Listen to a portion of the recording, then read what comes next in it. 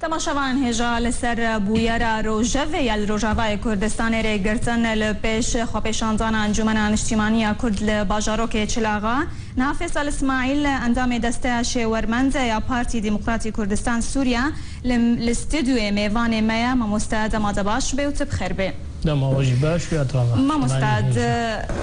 یکمین گاوا انجمن اجتماعی کرد لسوریای و کن راضی بون جکریارن پیادرا ری لیت گرتن اویک چنی شان ددا و چه مترسیه چه دکا نجاره كمان براسي بس دويدم جاره كمان بريان هاجي بري بله افغاوا انجمن اجتماعی کرد وقت چالاکی لدجی کریارن وی پیاده ایدئولوژی و غیری خود کسی قبول ناکی جبر ویکی هر تشتی گوچه دبیگو نه او بن قبول ناکی جبر ویکی اویک جیاد دوها وقتها تقول تباكرن تقول انا كسينينا كسيوينينا السر صحينينا ام قبيلنا كن وهر تشتكي ويتنا وهر خوتني جديد او ما يقى بتني بريار انا كسيستان قلت ملتي مداك في شاري وملتي انا كسيردات في شاري دليلك افلاسا بيدي السر صحي جبر فيك هنا خوازي خو بيشاندان اندر كفن خلكيره بيخو يكن جو كس جملت بيدي رنينا وكس جبر كرياري وي وبرياري وي رازينينا جبر فيك پیدی قبول نکی کسبش برگوش خوب پیونیدیا. بله برنگه کی راست خوب شانزان ریلی هات گرتن دنرین عتا ده پیدیج چه درسه؟ هر گو پیدید که وی استانگیا دل همبری ملت خو مباشر دت که همبری ملت بریان هل عمودی کتبش یا ملت و کن ها گود بری ما مساجی تقریر هاتو گوتن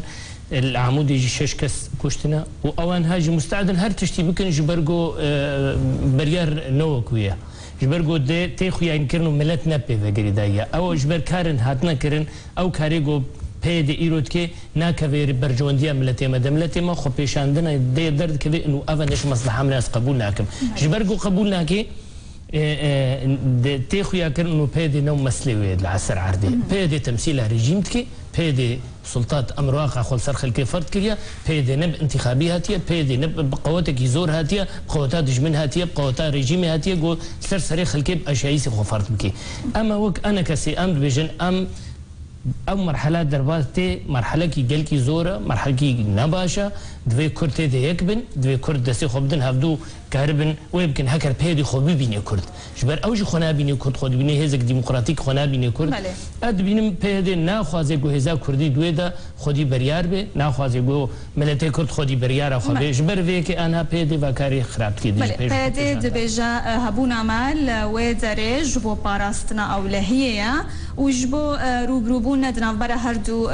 خوب شاندان اندا چينا به وجالك دن ود بيجا انجمن اجتماعي كرد لدجي زمان كرديه اويك چاوا لترد كرن جاليه وفا اگر بو پاراستنی به بو چون حوالن مجمع و اکشاندن ساعت دو یازده شب بو پاراستنی به ملت حوالن قیادینه و تیگهشتینه و تکاری خرابش نکنن سر د ناو خو پشاندنه و ناو خو پشاندنه در تچکنینه و تکاری خراب نینه تن شعارات دراکن او شعارات مصلحه ملت خودت باکن لی او مساله کردی انو کرد دجی زمانی خونه او هیچ کنه قبول کردن نه یعنی عالمی نه غشی ملوی درجه رازایی گود بجو ولا کردی کردیان کرد به هزار خلا هزار دوراتا زمانه کردی جه سالا شیست یکی ده جه پنجو حتی دختا پارتی دا مزرعه حتی ایرو به هزار خلا چه بونش بو زمانه کردی ملت خفری زمانه کردی بکن لیورن زمانه کردی ادلجه بکن وکی او عقليه جو انها بيد جملاتي بسلاح ديجي خلكي بسكنن ورن او ادلوجي داخنا من ملتي ملت سرخو قبولناكي ملت او ضغط انا كسيكريا جو برياري كي بصني دركن ديجي فاكريارا ملت بويه كي بريارا انا كسيفا غريدايا رغمي جو اشعيسي بيدي وبسلطه خو بسلاحي خوش داكتا سرسري خلكي وخلكي منع جد كان لي خلكي دركذي وبريارا ما استمراريه جديده بل برس افا بشيفي بويري قالو ترس نكدل خلكي دا جبرو بروبونكي جبو براكوجيه وانجمن هلوستاوي شبا انا كسي بريار صاندي خو بيشانداني سلمي بكي هاجر او ما بكوشنا او مشكله واي نا مشكله ما ام كشتني لكن ام نبشك داري داكتنا صحي ام داكتنا لكن مدنيين سر صحي ام الدجي واسياسه شو تمسكنا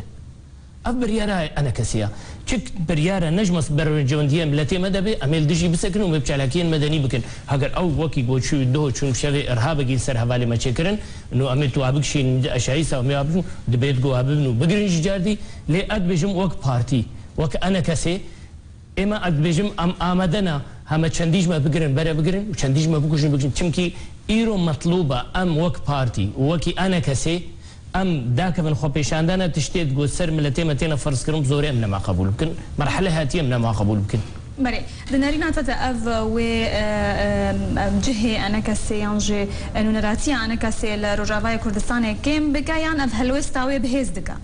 نا خوش زانم انو وقتی گو ام پارتی القاسي مسئله بن وكا ان كسي القاسي مسئله بن دویت ام خو پیشاندانه بکن و ام صفی پیشی دبن هگر روجب دهاج ما بین گرتن جبرگو پارتی وقت مجماره کی خو گورد بینن دوی هنگ ما گورجی گرتی جماعه بن چونکه او خود بین دش مجملتی کرد وقت عملتی کرد گرن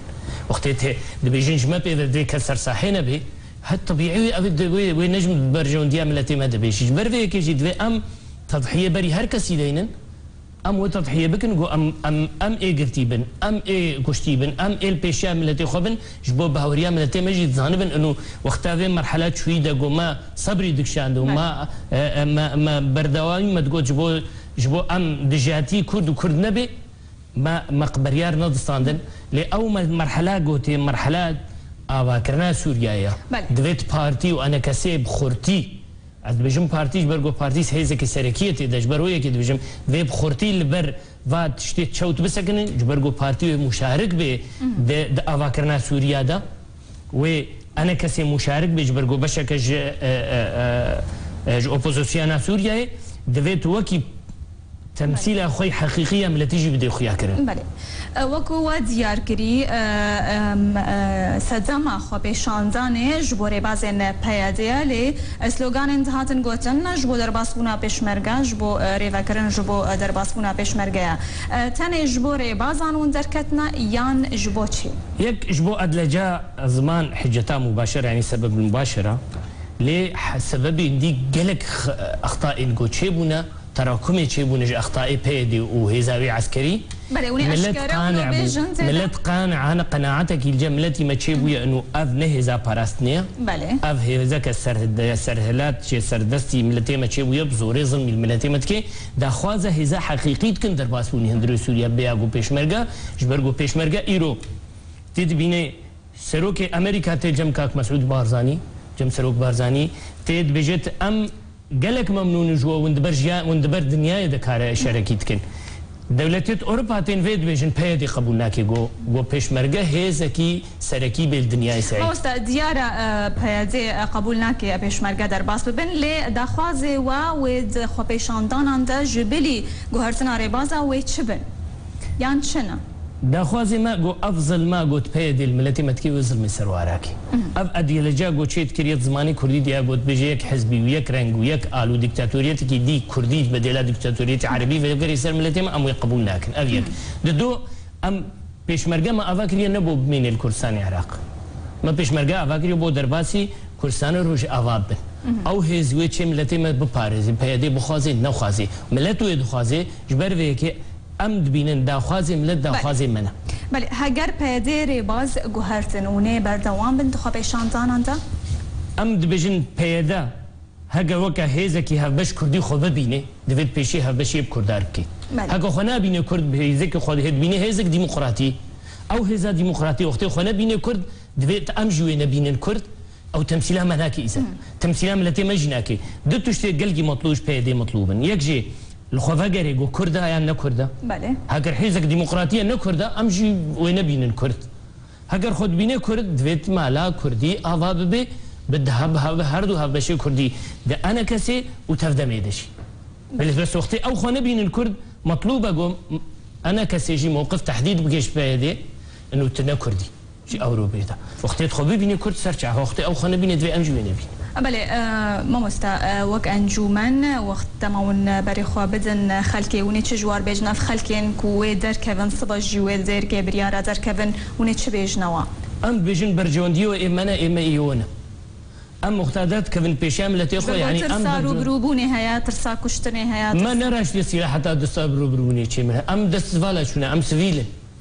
برجوار باش نشمو درجه سلاح ما نراش دي سلاح ام دچن دا خواست كن اب ادلجه نراسو ام قبول لكن ملتي ما جي مره ذب كذا اب ادلجه نراسو ام قبول لكن او قبول لكن ام في بيجن برا تشتكن بركن وحر بيه وجوا افسو اجوار تي توجيه كرن جبريه ما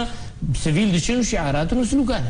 بله فیصل اسماعیل انجام دسته شورمند یا پارتی دموکراتی کردستان سوریه ایرات میوان ما بو گلکس باس